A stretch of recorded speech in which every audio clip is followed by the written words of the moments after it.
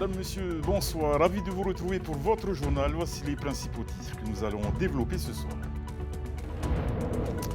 La Polynésie, elle aussi, honore les déportés de la Seconde Guerre mondiale. Des personnalités politiques et militaires se sont recueillies ce matin au monument de la France libre à Papeete. Faut-il appliquer une vérité des prix des hydrocarbures? La question se pose. Le Fonds de régulation des prix des hydrocarbures permet de les maintenir bas, même en cas de flambée du cours mondial. Nous ferons le point sur cette question avec le ministre de l'Économie et des Finances, Tewaiti Aripaea, à Pomare. Enfin, comme chaque dimanche, nous ferons le tour de l'actualité sportive avec un focus sur la plus importante compétition de VA des scolaires, la AMU Race.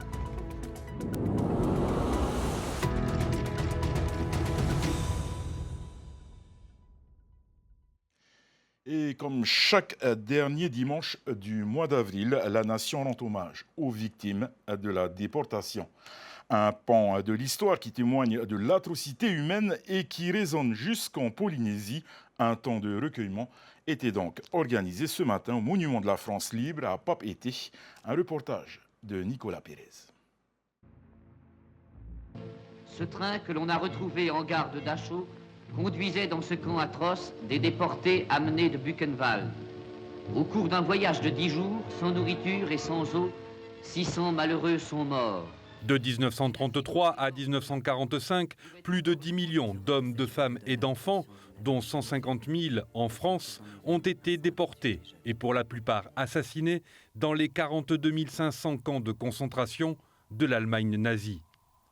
L'horreur et l'ampleur de ce génocide le rendent aujourd'hui encore difficile à imaginer. Un pan de l'histoire qui fait écho jusqu'en Polynésie. Ça résonne assez clairement puisque moi j'ai dans ma famille des gens qui sont partis sur le front lors des deux guerres.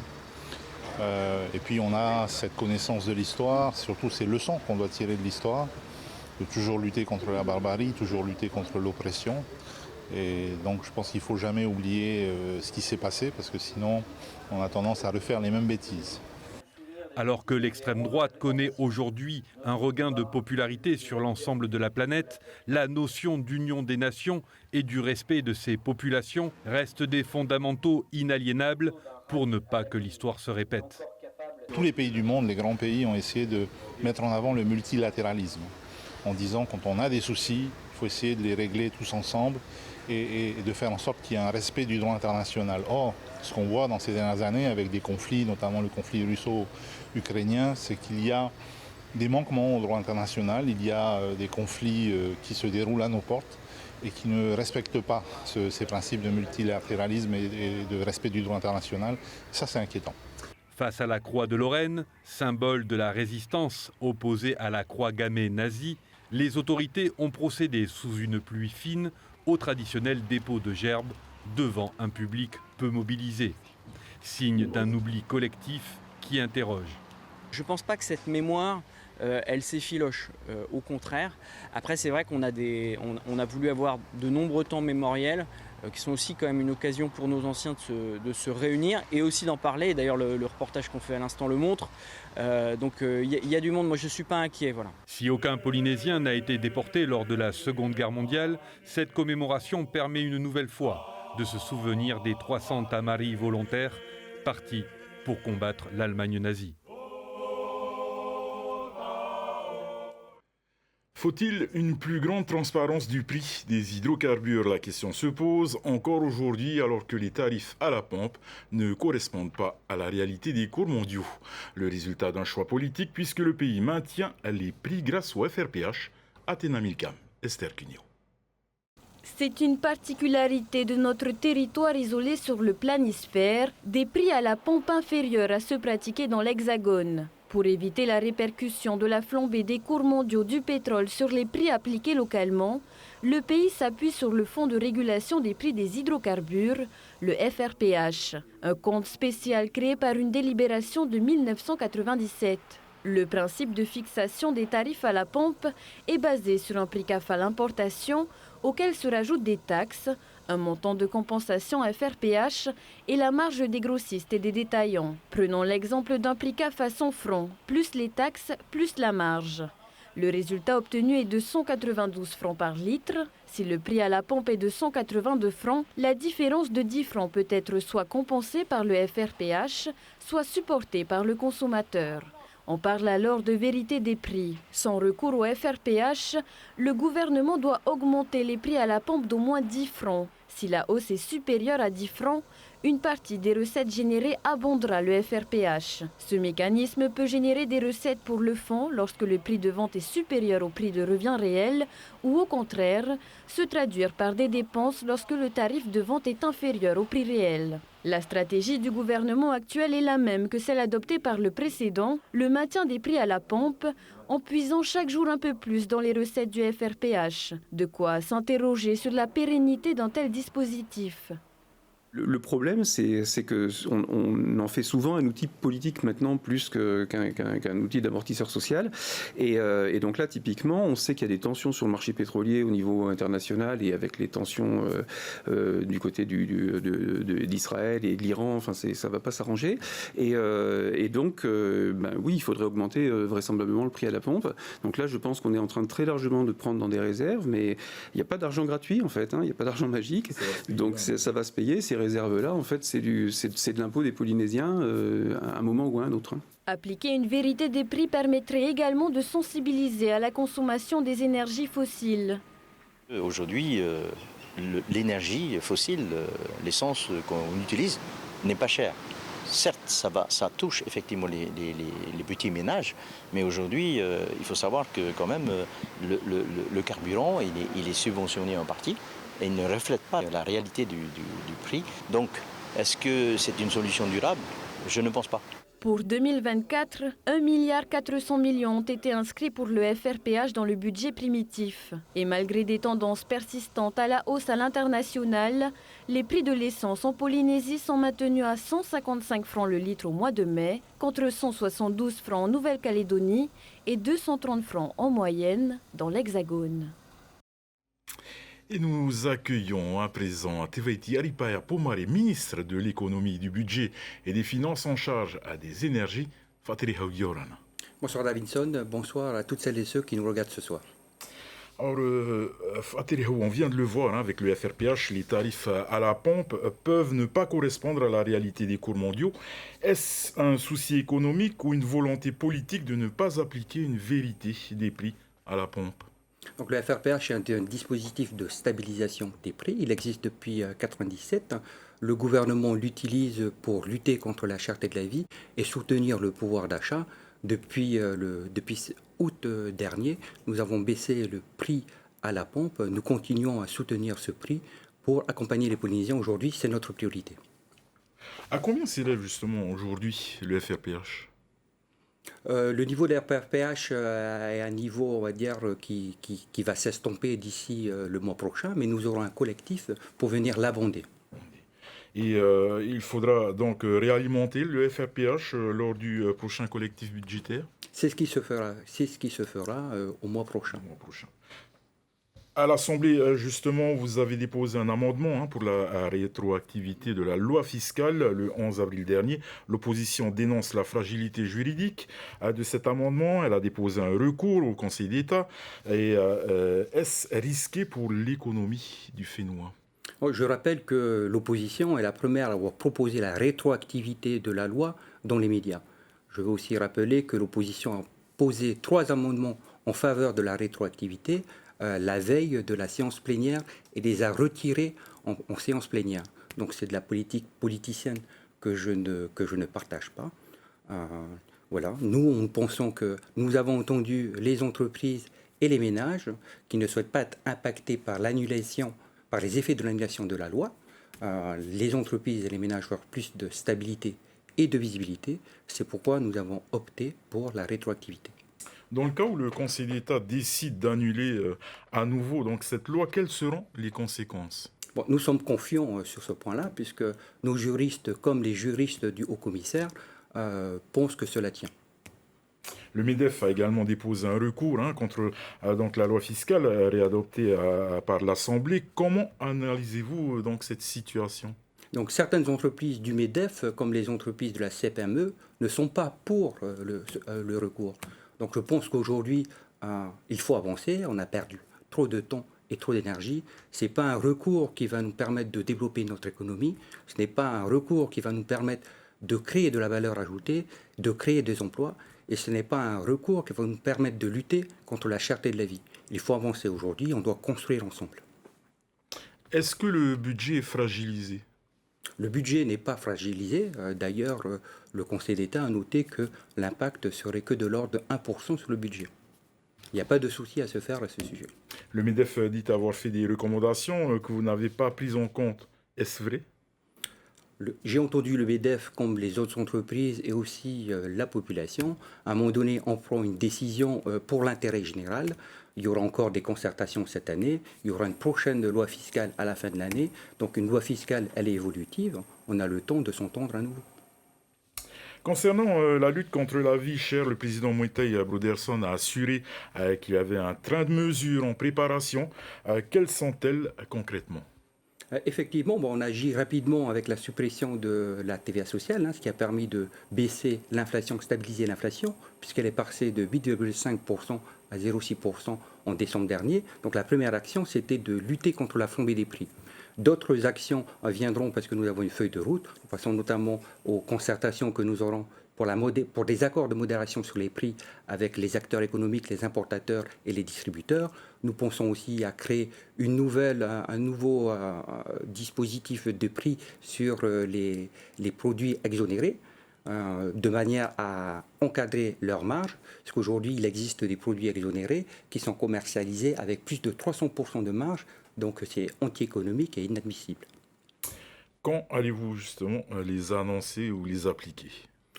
Il y a des annonces qui seront faites à court terme, donc ces prochains jours, et on a d'autres qui viendront dans les prochains mois. En tous les cas, le jeu de la concertation fait que cela prend plus de temps. Le président du conseil d'administration de la Caisse de prévoyance sociale, la CPS, donc, a évoqué l'idée d'augmenter les cotisations salariales pour rattraper le déficit dû à la suppression de la TVA sociale. Vous êtes en phase avec lui? Ce n'est pas le choix que nous avons fait l'année dernière, puisque malgré la suppression de la TVA sociale, nous avons maintenu les cotisations qui existaient. D'ailleurs, le gouvernement est même venu abonder de 3 milliards de plus le fonds du FPSU pour soutenir justement le financement de nos besoins sociaux. Cela fera bientôt 300 jours que vous êtes en charge de l'économie du pays. Qu'avez-vous à répondre aux personnes qui disent que rien n'a été fait pour compenser la suppression de la TVA sociale? J'ai annoncé dès le mois de juillet qu'on ne comptait pas sur une fiscalité nouvelle pour compenser la TVA sociale. Et j'ai annoncé que c'était la croissance économique qui allait venir financer nos besoins sociaux. Donc je suis toujours sur cette même dynamique. Je pense qu'il faut développer notre pays. Cette semaine, nous avons adopté l'arrêté d'application pour la défiscalisation, pour développer de nouveaux projets réalisables pour notre pays, pour le tourisme, l'économie numérique, l'agriculture, le secteur primaire et la transition énergétique. Comment est-ce que vous expliquez que la vie soit toujours aussi chère? La vie est chère en Polynésie depuis toujours, ce n'est pas une nouveauté, c'est une dure réalité pour les Polynésiens. Les prix avaient augmenté de plus de 10% avant notre arrivée. On a stoppé cette flambée des prix en maîtrisant l'inflation et nous allons continuer à travailler pour faire baisser les prix. D'ailleurs, nous soutenons les prix à la pompe pour qu'au quotidien ça coûte moins cher pour nos Polynésiens. Et pareil, nous sommes venus bloquer les prix de l'électricité parce qu'il était convenu avec l'ancien gouvernement que les prix augmentent de 7% tous les 6 mois. Si nous n'avions rien fait, les prix de l'électricité seraient 20% plus chers aujourd'hui. Monsieur le ministre, merci beaucoup pour toutes ces réponses et merci d'avoir accepté notre invitation. Hier soir, le Stade Pater était en effervescence. Plus de 10 000 fidèles commémoraient les 180 années, de présence de l'Église de Jésus-Christ des Saints des Derniers Jours en Polynésie française. À ce qu'on appelle communément les Mormons, comptent 97 congrégations et près de 30 000 membres au Fénois. Le reportage de Méréthéato. Le 30 avril 1844, les elders Addison Pratt, Noah Rogers et Benjamin Grouard ont foulé le sol de Tubuai. C'est ce que célébraient hier soir au Stade Pater les membres de l'Église. Elder Ulysse Suarez, membre du collège des 12 apôtres, invité spécialement pour l'occasion, se dit ravi face à l'engouement des Polynésiens. Je suis très content d'être ici, de participer de cet événement pour une célébration très importante pour nous à l'Église de Jésus-Christ des Saints des Derniers Jours. Et les gens sont très réceptifs, avec un cœur rempli d'amour. Et ils répondent avec amour à toutes les choses que nous faisons. Nous sommes très reconnaissants pour tout ce que les gens de Polynésie ont fait pour nous. Merci beaucoup. Après plus d'un siècle d'évangélisation au Fénoua, ce n'est qu'en 1972 que la présidence du pieu de Papeete est remise entre les mains des Polynésiens. Elder Jean-Michel Carlson est l'un des tout premiers pionniers après les elders Tehina Tapu et Victor Kev. Ce que j'aime beaucoup, c'est de voir la force de la jeunesse. Ils sont forts et même les enfants ils donnent fort témoignage. C'est ça qui est formidable. Une première partie sur la pelouse où la génération montante a su montrer leur ferveur à travers des prestations culturelles.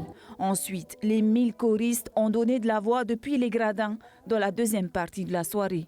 Une partie spirituelle dédiée à l'échange et à la remise en question. On se remet en cause par rapport à son engagement spirituel, mais aussi on prend des engagements et on essaye de continuer à marcher sur ce qu'on appelle le chemin des alliances. On a fait des alliances avec Dieu, avec soi-même, avec sa famille. Et donc c'est le moment justement de rebooster tout ça et de renouveler sa foi en Jésus-Christ. Je suis du Brésil et j'ai grandi au Brésil, mais je veux beaucoup de similarités avec notre peuple pour qu'ils soient heureux comme les Polynésiens. Et je crois que je peux connecter avec les gens ici très bien. Je me sens chez moi quand je viens à Polynésie française. L'Église de Jésus-Christ des Saints des Derniers Jours projette de construire un nouveau temple à Raiatea dans 2 ou 3 ans. Ce sera le deuxième en Polynésie française. Et Oriano Tefo nous a rejoint sur le plateau. C'est le moment de notre journal des sports. Et avec encore un programme très chargé, chasse sous-marine, taekwondo, MMA et équitation, c'est maintenant.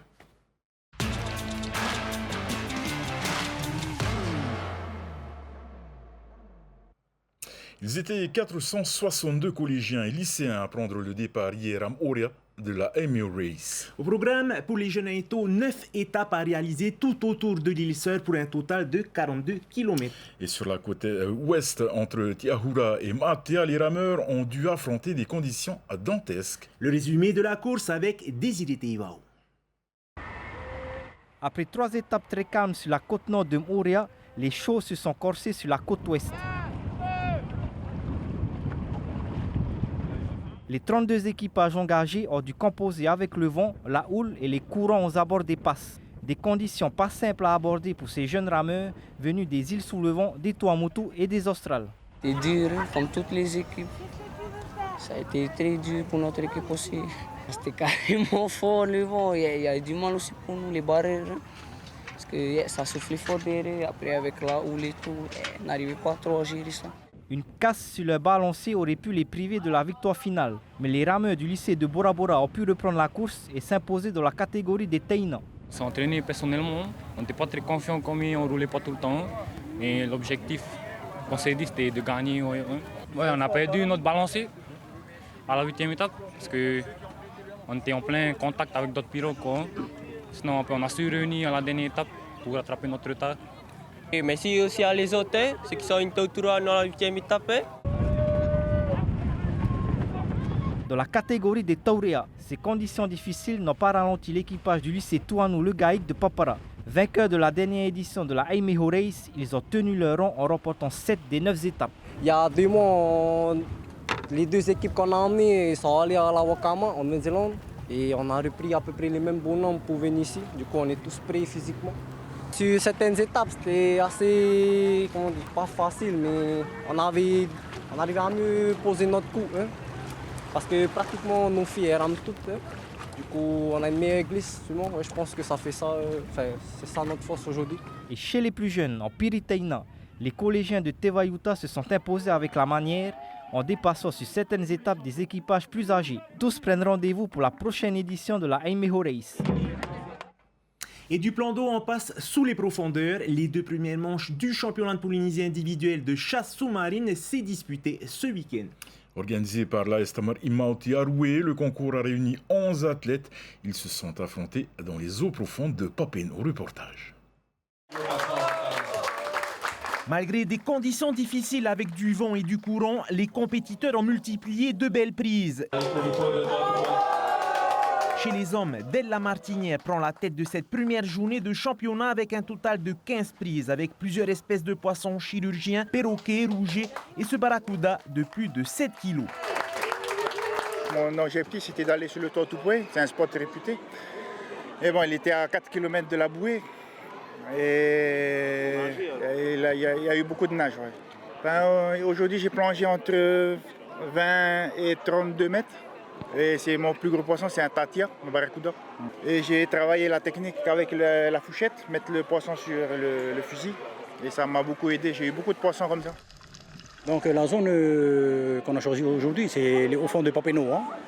C'est-à-dire la fosse passe jusqu'à Toa-Tupouai et jusqu'au Toa-Hubert. Les compétiteurs qu'on a aujourd'hui, comme sont des licenciés, sont des professionnels qui font que ça, donc ils connaissent les coins. Hein. Je m'aperçois à Papeno, il y a encore du poisson.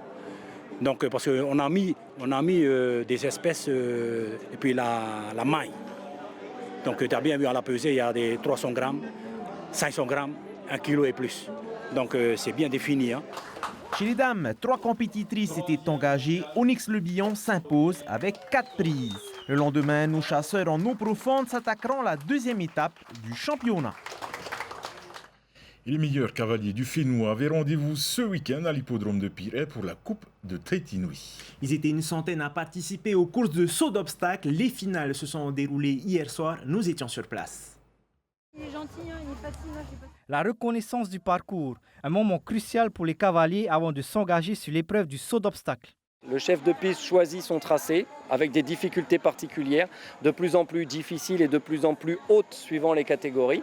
Ensuite, les cavaliers viennent reconnaître le parcours du chef de piste pour voir toutes les difficultés qui leur a été proposées ce jour et réaliser le bon chemin. Ensuite, ils rejoignent leurs chevaux et arrivent avec les chevaux un par un pour réaliser le parcours du chef de piste. Et sur le parcours tracé samedi soir, en Club 2, Camille Lebeau a été la meilleure avec sa jument Aloé. J'ai hésité à partir sur mon parcours, mais je me suis dit que si elle refusait un obstacle, j'abandonnais direct. Mais ma sœur m'a dit allez, tu fonces, tu te poses pas de questions. Du coup, j'ai fait ce qu'elle m'a dit et ça s'est super bien passé. Et elle a passé tous les obstacles, elle a foncé, j'ai suivi et du coup, on a gagné. La Coupe de Tahiti-Nui est un rendez-vous important du calendrier sportif. Elle permet d'engranger de précieux points pour les championnats de Polynésie. Le coefficient est plus important que les autres étapes, donc du coup ça permet d'essayer de remonter dans le classement ou d'asseoir sa position au championnat de Polynésie. Donc ça c'est vraiment l'enjeu. Et le second enjeu, c'est d'arriver, même si on n'est pas bien classé au championnat de Polynésie, à gagner cette Coupe de Tahiti-Nui qui a un côté très prestigieux. Il y a énormément de très beaux cadeaux, de très belles récompenses et c'est toujours très prestigieux de remporter cette étape du championnat de Polynésie qui n'est pas comme les autres. Le prochain rendez-vous pour les cavaliers est prévu à la mi-juin pour la suite du championnat de Polynésie. Mais avant, une délégation s'envolera la semaine prochaine pour les championnats de France de horseball. Et on rejoint les tatamis maintenant. En taekwondo, les athlètes veulent avoir leur ticket pour les Jeux du Pacifique de 2027. Et la Coupe Nahiti fait partie d'une des étapes du chemin de sélection. Une compétition du calendrier sportif qui ne cesse de gagner en popularité. Reportage. Ce coup est appelé Mondolio Tchagi et montre le niveau de détermination de 232 participants à la Coupe Nahiti. Face à un public venu en nombre, tous voudraient être sélectionnés pour les prochaines échéances internationales. Elle s'inscrit dans le chemin de sélection pour les championnats du monde. Donc c'est pour ça qu'il y a beaucoup de monde. Il y a les ITF, donc l'International Festival Taekwondo qui va se dérouler le mois prochain. Donc là c'est un bon entraînement pour aller affronter les athlètes de l'extérieur. Dans la catégorie junior homme des moins de 63 kg, Hohenui Tehei remporte sa finale en 2 rounds. C'est bien passé, c'était un peu dur à la fin parce qu'il y avait la fatigue aussi. Et c'est bien, j'ai gagné mon combat. La Coupe Nahiti, c'est surtout un trophée pour le club qui a remporté le plus de médailles. On a une préparation propre en fait. Chaque club, après maintenant on essaie à travers les rencontres, essayer de revoir un peu en fait, sur le travail qui a été mis en place. Et s'il y a à revoir encore, on se préparera pour les prochaines compétitions. Taishan Martial Spirit monte sur la plus haute marche du podium avec 22 médailles d'or. Nahiti arrive en deuxième avec 16 médailles d'or et HBM complète le podium avec 13 médailles d'or. Et le Tahiti Fighting Championship fait son grand retour avec les Challenger Series ce samedi 4 mai dans la salle de Fatawa. Au programme, 13 combats amateurs et 4 combats professionnels. Nos combattants aguerris devront affronter des adversaires étrangers. Et pour nous en parler plus en détail, nous recevons son organisateur, Here Dudes Yorana. Yorana tout le monde. Alors Here, pourquoi une nouvelle compétition nommée les Challenger Series et quel est son enjeu? Alors si tu veux, avec les Challenger Series, on a voulu mettre une soirée en début d'année et une soirée qui va nous servir de présélection. Si tu veux, on a essayé de rechercher un peu les meilleurs combattants de Polynésie pour qu'au final, les gagnants soient sélectionnés pour Toata. Toata aura lieu le 20 septembre, il me semble. Et on veut faire une carte de Tahiti face au reste du monde. C'est-à-dire que c'est un gros enjeu pour nous parce qu'on veut un public genre dans le Tahoe pour les mêmes combattants. Et on a remarqué que sur Toata, il y avait un peu qui soutenait, chacun soutenait son combattant. Et là, on veut mettre tout le monde du même côté, Tahiti versus le monde. La première partie de soirée sera donc consacrée aux combattants amateurs. Peux-tu nous présenter quelques combats? Alors, sur la première partie, on a voulu mettre en avant nos jeunes, les plus jeunes, parce que je crois que la plus jeune ou le plus jeune, il a 14 ans. Du coup, c'est un peu pour mettre en avant ces enfants qui s'entraînent dans les clubs, parce que je trouve à mon goût, il n'y a pas assez de soirées sur la Polynésie pour mettre en valeur nos jeunes. Et du coup, les 4 ou 5 premiers combats sont dédiés justement à ces adolescents. On a une fille, Poemiti, qui fait sa revanche contre Nahiti Papara. Combat très attendu de la part des 2 filles, et ça me fait du bien de mettre un peu de filles dans les sports de combat. Surtout que c'est assez rare, parce que dans la carte pro, il y a Tehana, et en amateur, on a Poemiti. Du coup, voilà, je suis content. Et justement, la dernière partie sera consacrée aux professionnels. On retrouvera notamment Julian Chlouch, Tehanhana Benazino et Teki Nauta contre des étrangers. Est-ce qu'on peut en savoir plus sur leurs adversaires? Alors, on a fait venir au total 4 étrangers. Parce qu'en début de main card, on a mis Moihao Dimi qui fera le début de carte, le premier combat face à un Australien, mais en amateur. Mais comme c'est un combat international, on a voulu le mettre dans la main card parce que c'est un combat de très haut vol, on va dire, parce que Moihao, pour moi, est un des meilleurs combattants de sa catégorie sur la Polynésie et il fait face à un Australien qui est super bien préparé par Renato, un des meilleurs coachs australiens, on le connaît tous, il est déjà venu à plusieurs reprises sur le Finnois. Ensuite, on a Julian qui affronte Maximilian, un des combattants aussi de Renato. Maximilian, il faut savoir qu'il a fait des combats au XFC et dans les grandes organisations australiennes, du coup, sacré background de lutteur. Julian, il aura un beau job à faire, mais notre Taito, il est pris. Ensuite, en common event, on a Tehana Benazino qui affronte une double championne du monde IMAF. Pour moi, un très gros morceau pour elle, mais elle a juste hâte d'y être parce qu'elle s'est bien entraînée, elle a fait les sacrifices nécessaires pour y être et ça va être un beau combat chez les féminins. Maintenant, on a Teiki sur le main event. Il faut savoir qu'à la base, Teiki devrait affronter Eskam pour la revanche. Mais Eskam s'est blessé à la dernière minute. Du coup, on a trouvé un remplaçant, un Anglais, super fort et qui vient défier justement Teiki pour le main event de la soirée. Voilà. Et pour terminer, après les Challenger Series, la 3e édition du Tahiti Fighting Championship se tiendra en septembre. As-tu déjà une idée de la carte? Bon, on a des noms qui sortent, on a des noms entre nous, on sait, moi je sais qui je vais affronter, mais je ne peux pas le dire tout de suite. Je devais combattre sur cette carte, mais finalement mon combattant sera présent pour Toata en septembre. Pour Teiki, on s'imagine une revanche avec Eskam parce qu'on y tient vraiment. Parce que Teiki ait sa revanche et sur Toata, ça sera de la meilleure des manières. J'aimerais annoncer que sur cette soirée aussi, on mettra en jeu les 4 premières ceintures de l'organisation chez les professionnels. Du coup, une grosse soirée à venir pour nous sur septembre. Merci Dahiri d'avoir accepté notre invitation. On se retrouve donc samedi prochain pour cette soirée. Je rappelle qu'il n'y aura ni de direct télé, ni de direct Facebook. Il faudra donc aller sur place pour assister au spectacle. Merci Dahiri. Allez, tout de suite, place maintenant au reste de l'actualité sportive, locale et internationale, en bref. Et en images. Hier, plusieurs Tahitiens étaient alignés à la Black Pearl Paddler Challenge à Miami. Au programme du kayak, du VA et de l'Ocean. Sur la course reine de 19 km, Kyle Tarofo en V1 l'emporte en 1h32. Il devance de 5 petites secondes son partenaire du Team Adhetive A, Hutuiterei pour œil. Manatea Bob Dupont prend la 3e place. Enfin, Tupaea Delord s'impose en Ocean.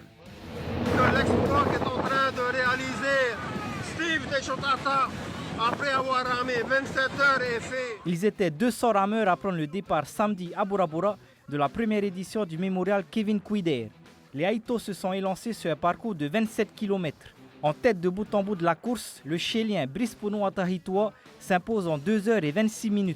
Malgré sa traversée en solitaire entre Tahiti et Bora Bora, Steve Teshotata fait honneur à la mémoire de son petit frère en prenant la 2e place. Kevin Seron Jérusalemi complète le podium.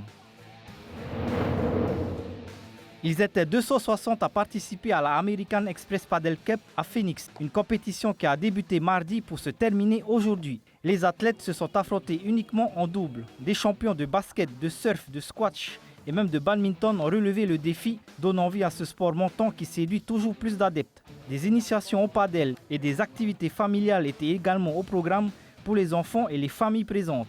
Un prize money était aussi en jeu, 100 000 francs pour les premiers, 60 000 francs pour les deuxièmes et 40 000 francs pour les troisièmes.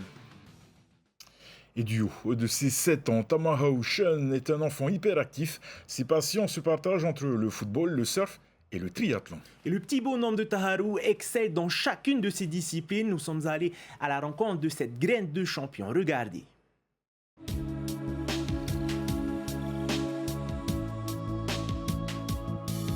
À 7 ans, Tamahau a déjà une routine bien à lui. Se lever de bon matin et enchaîner les longueurs sur la plage de Taharu. Je cours de Taharu jusqu'à Pagnora, au récif. Et des fois, je fais 4 tours, 2 tours ou 1 tour. À chaque fois, Tohu, mon chien, il est avec moi. Et lui, il court plus vite que toi ou des fois, tu arrives à le battre? Des fois, j'arrive à le battre. Et Tamahau, c'est vraiment un garçon qui est hyper actif. Beaucoup d'énergie. Des fois, il m'impressionne parce que la veille, il peut avoir une compétition ou bien le lendemain, il veut encore aller courir, il veut aller surfer. Et des fois, je suis fatiguée. Je suis obligée de lui dire non, Tamahau, ça suffit, il faut se reposer, il ne faut pas se donner trop à fond. Tamahau est un touche-à-tout. Habile de ses pieds, il est un élément important de son équipe de football de Papara. En surf, en décembre dernier, il se classe 2e chez les pupilles à la Reef Tahiti Festival. Dans le surf, j'aime bien rencontrer des amis. Au surf, j'ai eu plein de médailles et des trophées, 3 trophées. À 2 ans, il a commencé déjà à faire du boogie à Taharu dans la mousse. Et c'est ça qui l'a poussé vraiment à faire ensuite du surf. Et là, il est mordu aux 2 disciplines. Il enchaîne ensuite en février à Moorea en remportant le cross triathlon de Hapiti dans la catégorie des 6-8 ans. J'aime le triathlon parce qu'il y a la natation, la bicyclette et la course à pied. Des médailles et des trophées, Tamahau en a déjà une belle collection. Même si pour ses parents, le rythme est parfois compliqué à suivre entre toutes ces compétitions. On n'arrive pas justement à caler les entraînements de football, le triathlon, le football, le surf. Alors des fois, je lui dis, il faut choisir quel sport qu'il voudra bien faire. Et il choisit quoi le plus souvent? Il aime les 4. Il aime les 4. C'est difficile, Tamahau. À son âge, tout n'est qu'un jeu pour Tamahau. Mais avec de telles performances, son avenir sportif est radieux. Voilà, nous arrivons au terme de notre édition. Au programme ce soir sur votre chaîne Ed Wood, un film de Tim Burton avec Martin Landau et Johnny Depp, puis votre émission Zone Interdite. Demain, c'est Athéna Milcam qui prendra les commandes du journal en vous souhaitant une excellente soirée, une très très belle semaine sur Tahiti Nui Télévision. Et bien sûr, on se quitte sur les plus belles images sportives de cette semaine en musique. Bonne soirée et faites attention à vous.